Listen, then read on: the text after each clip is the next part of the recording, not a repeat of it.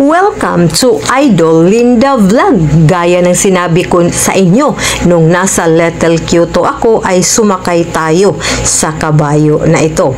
Joke lang mga idol. Andito na tayo sa Sirao Garden, Little Amsterdam. Backward tayo mga idol, ay ito na ang kalsada papuntang Sirao Garden. Kasi galing tayo sa Little Kyoto ay mga 16 to 20 minutes ang biyahe. O ayan, nakarating na tayo sa Sirao Garden. Kung makikita natin, yan ang dyan sa labas sa Sirao Garden.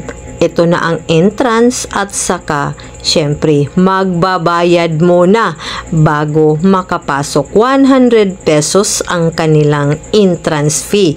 At sa labas tayo, bali roadside tayo mag-parking. I-enjoy natin ang ating sarili habang nakapasok na tayo dito sa Sirao Garden, Little Amsterdam. Sa inyo ang a little feature about this Sirao Garden. Ito pala ay located sa Ayala Heights, Barangay Sirao, Busay, Cebu City.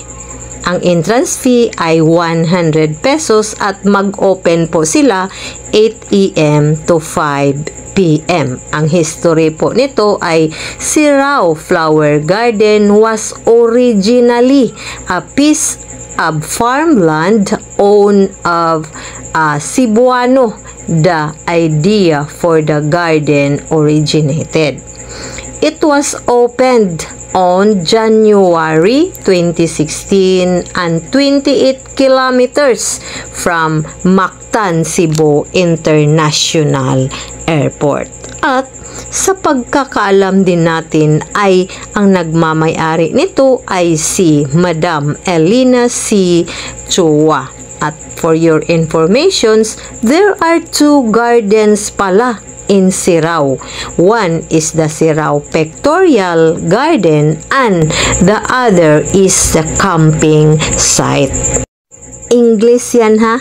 Joke. Madali lang makapunta dito dahil less than 20 kilometers at 40 minutes lang from the heart of Cebu City. Kaya pwede kayong magmotor or kung marami kayo, mga kaibigan, mga trabaho, pwedeng magrenta ng van or kung pamilya ay okay ang family service vehicle kasi okay din naman ang daanan papunta dito.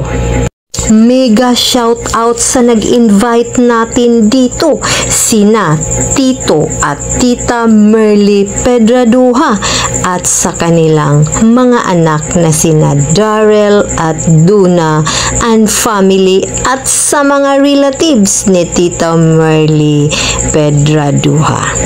Also featuring Boss Rick Vlogs. Hindi ka talaga magsawang manood or tingnan ang mga klase-klaseng bulaklak na napakaganda dito mga idol. Arrange talaga ang iba't ibang klaseng mga bulaklak. Kung makikita natin kanya-kanyang video, mga pictures at yan, meron din dyan malaking kamay na pinipilahan o hindi basta-basta makaakyat ka para mag-pictures or mag-video. Kailangan tayong pumila para makaakyat. Pero hindi basta-bastang akyat kasi medyo mataas po ang hagdanan sa kamay, sa mahiwagang kamay na yan. O diba, maraming magpila dyan. At saka doon sa ibaba ay mayroon din doon na duyan na pwede tayong mag-relax kasi malamig din ang simoy ng hangin dito. Kahit mainit ang panahon ay malamig. Kasi nasa hilltop tayo. Relaxing talaga dito mga idol. Hindi ka magsawa na libutin ang kanilang garden. Iba din doon sa Little Kyoto. kasi makikita natin dito ang talagang gawa ng mga Cebuano.